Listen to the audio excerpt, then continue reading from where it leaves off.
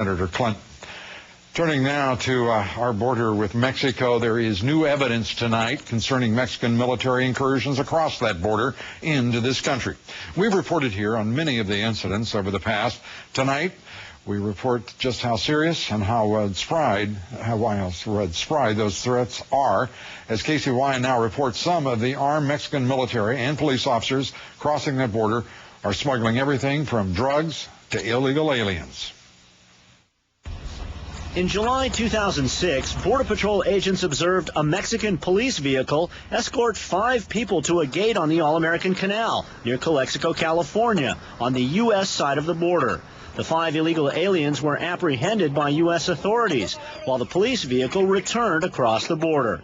It's just one of 20 incidents involving armed Mexican military or law enforcement officers illegally crossing our southern border in 2006, according to documents obtained by the conservative group Judicial Watch under the Freedom of Information Act. There's been a history of incursions by both Mexican military and police officers into the United States, often armed, and that these incursions are intentional, that the Mexican military and police are entering the United States for purposes other than pursuing bad guys. The Department of Homeland Security document reports 253 incursions by Mexican military or police between 1996 and 2006, including incidents of Mexican military helicopters entering U.S. airspace. Not counted as an incursion, but rather a Mexican military encounter, is this January 2006 incident in Hudspeth County, Texas, which we've previously reported. Now, for the first time, we have video of the high-speed pursuit that preceded the encounter.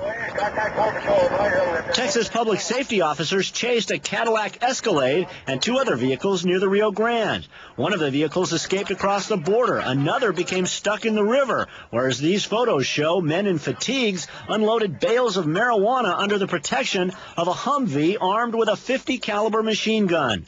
The Escalade's driver escaped, but the SUV was seized, and it contained nearly 1,500 pounds of marijuana.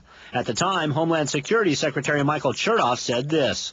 I think to create the image that somehow there is a deliberate effort by the Mexican military to cross the border would be really to traffic in, kind of scare tactics. I don't think that we have a serious problem with official incursions. Some Border Patrol agents have told CNN the threat from well-armed Mexican military and police officers working with smugglers is both real and serious.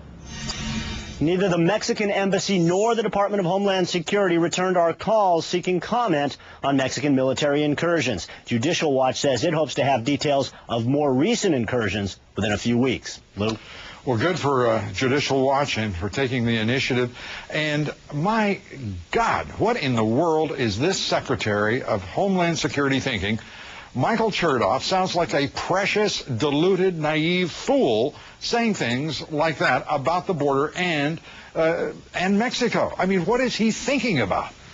Have no idea what he's thinking about, Lou, but it does not square with the reality that is evidenced on the border by these documents, by what we hear from Border Patrol agents and what we've been hearing for years. It's really dangerous down there, and the Mexican military in many cases just does not respect the United States border. And the Department of Homeland Security is operating more like a diplomatic arm than a law enforcement or a national defense agency. It is a disgrace the way it has been managed, the way it is organized, and the way it is functioning, and an absolute insult to the men and women who are serving the nation in uniform, protecting our borders, working in customs, border enforcement. I mean, my gosh, I mean, it's just a disgrace. And if Congress is to take up anything in this new year, it ought to be how these fools have managed and mismanaged this department. Casey, thank you very much. Casey Wyand. Well, Mexico has sent hundreds more police officers to the city of Tijuana, that after a wave of drug cartel killings there, and as we reported, more than 2,500 murders in Mexico last year. An additional 500 officers are now in Tijuana, just across the border from the city of San Diego. More than 2,500 people, as I said, including police officers, have been killed by the drug cartels over the past year. Up next here, a middle-class nightmare. Our special